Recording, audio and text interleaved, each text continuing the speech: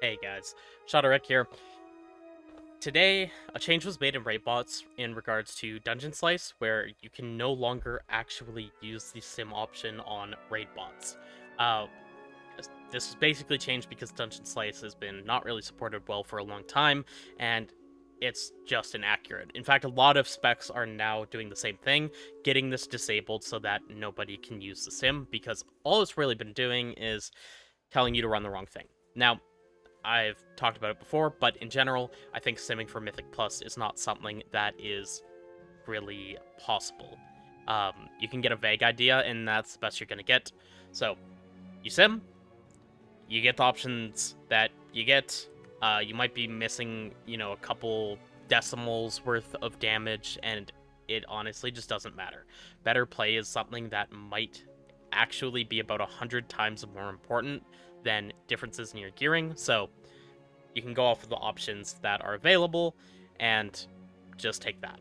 But what I want to make this video for is to show a way to sim that's better than Dungeon Slice to replace it, where again, there's going to be flaws with this, but you can vaguely follow what it recommends to you and get a decent idea of what to run, the best that you're really going to be able to get.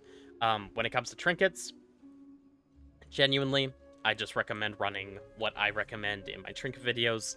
But yeah, so basically what you do, open your SimC like normal, and then you're going to go to Raidbots. Now, on Raidbots, go to Top Gear, best way to sim always, put your SimC in. So, now when you go and try to do a Dungeon Slice sim, it's going to tell you, and let me see if it does it. Your spec does not support this fight style. Change the fight style under simulation options. So it will not let you do a Dungeon Slice sim anymore. But what you can do instead is a dungeon route sim.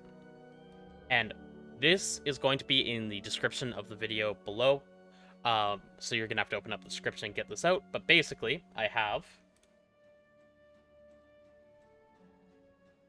a setup for a dungeon route. And this was a sim that Azor had run for my character previously.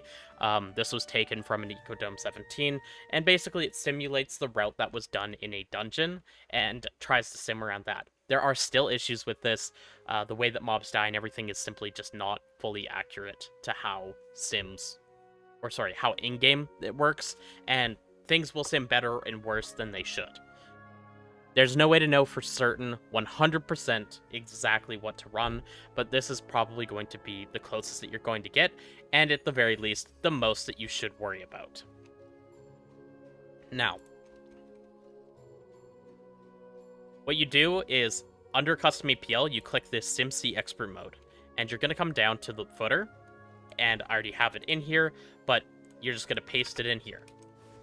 Now what's going to happen is your sim is going to be, and let me have a couple options here. Let me sim between different fibers and enchants. Now it's going to be running the sim on a dungeon route. So this is going to come out notably with a lot higher of a DPS number than you would have seen on Dungeon Slice, and it's somewhat accurate to actual dungeon damage and everything, but there's definitely still some issues with it. Notably, the damage of Reaver's Glaive, Wounded Quarry, and Fury of the Eldrachi is a good bit lower than you would expect to see in an actual key when Havoc is played well. I was finding it was doing about 20% less in Sims, as well as some things that have a very small AoE around them, such as Inner Demon or Unyielding Nether Prism. They are in turn doing more damage than they deal in keys, as they're just hitting every single mob always. I think Immolation Aura and Ragefire also are kind of benefiting from this, so it's just something to keep in mind that there's going to be issues no matter what, and this isn't exactly correct, but it's the best that you're going to be able to get, and it is better than what Dungeon Slice did do. Alright, I skipped ahead to skip over the large wait for the sim. These dungeon route sims do take a good bit of time to run because it's an entire dungeon as opposed to like a 6-minute sim. So, all we can see here, I could have a very slight optimization, which is, honestly, this is just within margin of error, so my gear can't really go any higher. But it's just saying a little bit of haste could be better. Anything that's this small, if it's less than like 0.2%, don't even make changes. That's just going to be on variance between sims, as they're going to vary by 0.1 to 0.2%, give or take. But yeah, basically, that's how you do these sims. And then if you ever want to move a sim around, something else you could do is like, okay, I want to go see what the damage looks like in Quick Sim. Same thing at the bottom, it's going to be, unless you have SimC Expert mode, it's not going to do this, but you click that, and it'll override the regular sim, and then I'm going to be having a regular not patchwork, but a regular quick sim done on that dungeon route, and again here, you can see the damage dealt. Now, this specific one was from an Ecodome 17, and again, Art of the Glaive and Wounded Quarry, they're just supposed to be a lot higher than this.